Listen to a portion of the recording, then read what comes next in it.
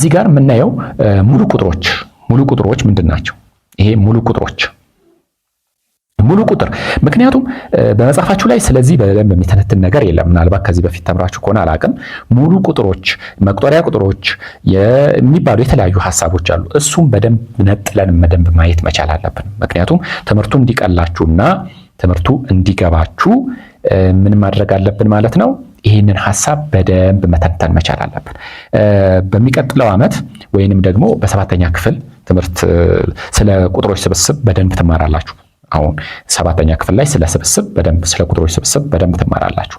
ለእናንተ ቀለል አድርጌ መግቢያ እንዲሆናችሁ የነኝን የቁጥር ስብስቦች ውክላቸውንና በውስጣቸው ምን እንደሚይዙ ቀለል አድርጌ ላስረዳችሁ እስቲ። እንዲሁም እነኚህ ቁጥሮች ስብስቦች በቁጥር ጨረር ላይ ሲወከሉ ምን እንደሚመስሉ በደንብ እናያለን ማለት ነው።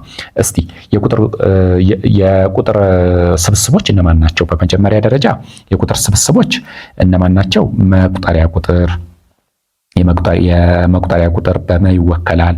የሙሉ ቁጥር በሙ ይወከላል። የድፍን ቁጥር በድ ይወከላል። የንብብር ቁጥር በነ ይወከላል።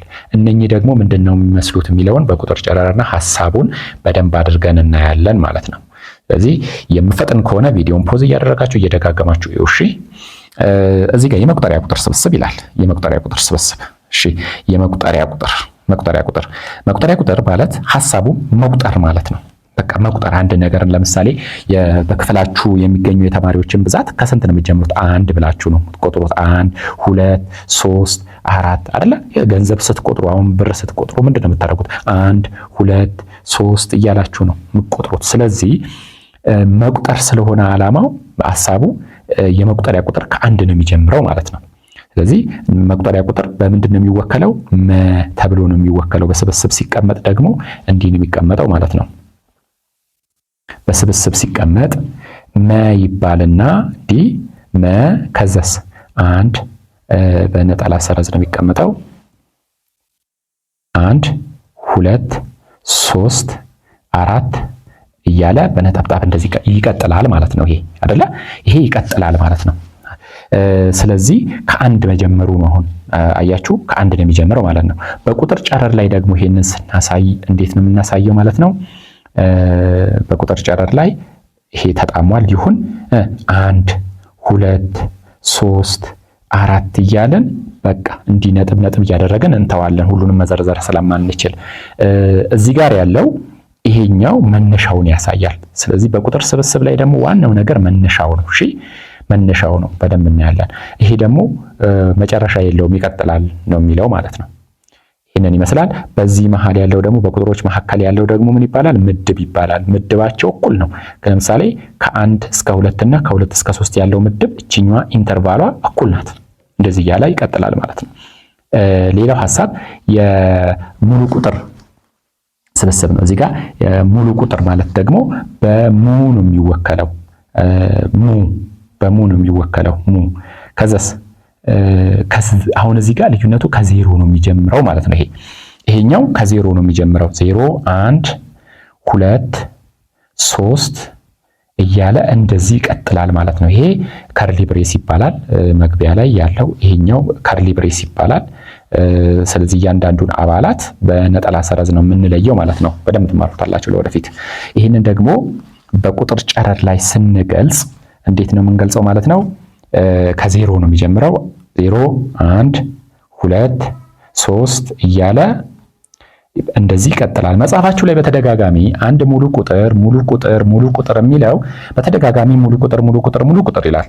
ይሄን ሐሳብ ምናልባት የማታውቁ ልጆች ይኸው ሙሉ ቁጥር ማለት ከዜሮ የሚጀምር ነው ማለት ነው። ከዜሮ የሚጀምር ቁጥር ለማለት ነው። እሺ ከዚህ ደግሞ ሰፋ ያለ ሐሳብ ማወቅ የምትፈልጉ ልጆች ይሄንንም እንቀጥል እስቲ።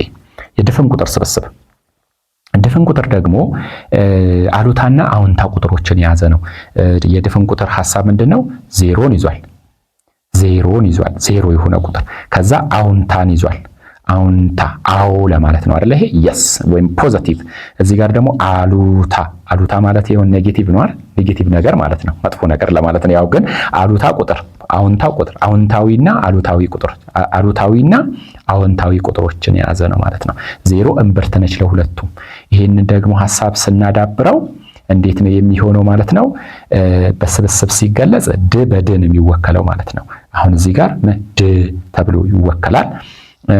ከአሉታ እዚህ ጋር አሉታ 3 አሉታ 2 አሉታ 1 አሉታ 0 እዚህ ጋር 0 ይቅርታ እዚህ ጋር 1 2 3 እያለ ይቀጥላል ማለት ነው። አሁን ይሄ ሁሉንም የያዘ ነው ማለት ነው። አሁን እነኚህ ቁጥሮች ምንድን ነው የያዘው ማለት ነው? አዎንታዊ ቁጥሮችን ይዟል።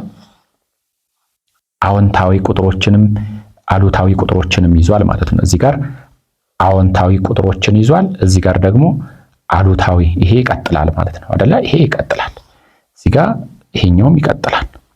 ስለዚህ ይሄ አሉታዊ ቁጥሮች ነው፣ ይሄ ደግሞ አዎንታዊ ነው። አዎንታዊ እቺ ደግሞ 0 ነች። 0 ደግሞ ሁለቱንም አይደለችም ማለት ነው። 0 አሁን አሉታ ኔጌቲቭም ፖዚቲቭም ነምበርስ አይደለም ማለት ነው። እዚህ ጋር ይሄንን ምን እንበለው? ይሄኛው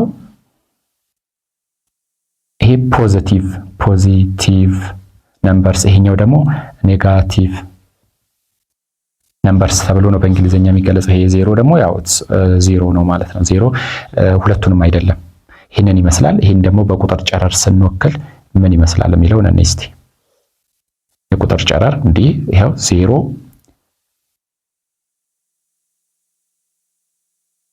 1 2 3 አሉታ 1 አሉታ 2 አሉታ 3 እያለ ይቀጥላል ማለት ነው። የድፍን ቁጥር ስብስብ ከተባለ ይሄንን ይመስላል። ሌላው የንብብር ቁጥር ስብስብ ነው። ንብብር ቁጥር በጣም ሰፊ ነው። ይሄንን በ8ኛ ክፍል ትምህርታችሁ ትማሩታላችሁ። ሰፋ ያለ ሐሳብ ነው። ወደ ውስጥ አልገባም፣ በቀላሉ ላሳያችሁ። ንብብር ቁጥር ማለት በሃለኛ መልክ የሚጻፍ ሆኖ ሃም ለም የድፍን ቁጥር አባል መሆን አለባቸው። ማለት እዚህ ከላይ የምታዩቸው ቁጥሮች የሆኑ ግን ለዜሮ መሆን የሌለበት ምክንያቱም ቁጥር ለዜሮ ሲካፈል ፍቺ ስለማይኖረው ነው። እሺ ፍቺ የለውም አይቻልም ሳይሆን ፍቺ ስለሌለው ነው። ለምሳሌ 1/2 ይሄ ላዕል ይባላል አይደለ? ይሄ ላዕል፣ ይሄ ላዕል፣ ይሄኛው ደግሞ ምን ታህት ይባላል። ስለዚህ ላዕልና ታህት ስለዚህ ታህቱ ዜሮ መሆን የለበትም። ለምሳሌ 3 ሲካፈል ለዜሮ ቢሆን ምንድነው? አይቻልም ነው። አይቻልም ዳዝን ኤግዚስት ይባላል። እና በዚህ መልክ የተነባበሩ ቁጥሮች ናቸው። ለምሳሌ 4 ብንል 4 ምን ይሆናል? ንብብር ቁጥር መሆን ይችላል አይደለ? ንብብር ቁጥር ነው። 0 አዎ ነው። ለምን? ይሄው እዚህ ላይ እንደምታዩት አሉ እነኚህ ቁጥሮች አይደለ? ለምን? እዚህ ጋር ደግሞ ከስር 1 ስላለው አንድ የሁሉም የጋራ አካፋይ ስለሆነች ማለት ነው። ንብብር ቁጥር በቁጥር ጨረር ላይ ስናሳይ መልሶ ይሄንን ነው የሚሆነው፣ ድፍን ቁጥር ነው የሚሆነው። ግን ልዩነቱ ምንድነው? እነኚህ በመሃል ያሉ ቁጥሮችን ይይዛል። አሁን እነኚህንም በመሃል ያሉ ቁጥሮችንም ይይዛል ማለት ነው። አይታችኋል? እነኚህ በመሃል ያሉት ለምሳሌ ሽርፍራፊ የሚመስሉን ቁጥሮች እዚህ ጋር አሁን በ0 እና በ1 መሃል 0.5 ቢሆን 0.6 ብንል እንደዚህ በቃ ተቆጥሮ ማልቁ በጣም ብዙ ቁጥሮች አሉ እዚህ ውስጥ። ስለዚህ እነሱንም ይይዛል። እዚህ ጋር አሁን 1.7 ብትሉ 8.5 ብትሉ እነኚህንም ይይዛል ማለት ነው ንብብር ቁጥር። ምክንያቱም አስርዮሽን ወደ ንብብር ቀይረናል። ለምሳሌ 1.85ን ወደ ንብብር ቁጥር ለመቀየር በመቶ አብዝተን ለመቶ እናካፍለዋለን። ምክንያቱም እዚህ ጋር ከነጥቧ በኋላ 2 ዲጂቶች ስላሉ 2 ዜሮ ባለው ቁጥር አይደለ አብዝተን ከዛ ስናካፍለው ይሄን ደግሞ በመቶ ስናበዛው ሁለቱ ነጥቦች እቺ ነጥቧ 2 ስቴፕ ወደፊት ትሄዳለች። ከዛ ምን ይሆናል? 185 ከዛስ መቶኛ ይሆናል። ከዛ ይሄንን ወደ ዝቅተኛ ሂሳባዊ ቃል ስንቀይረው ምን ይሆናል? ንብብር ይሆናል ማለት ነው።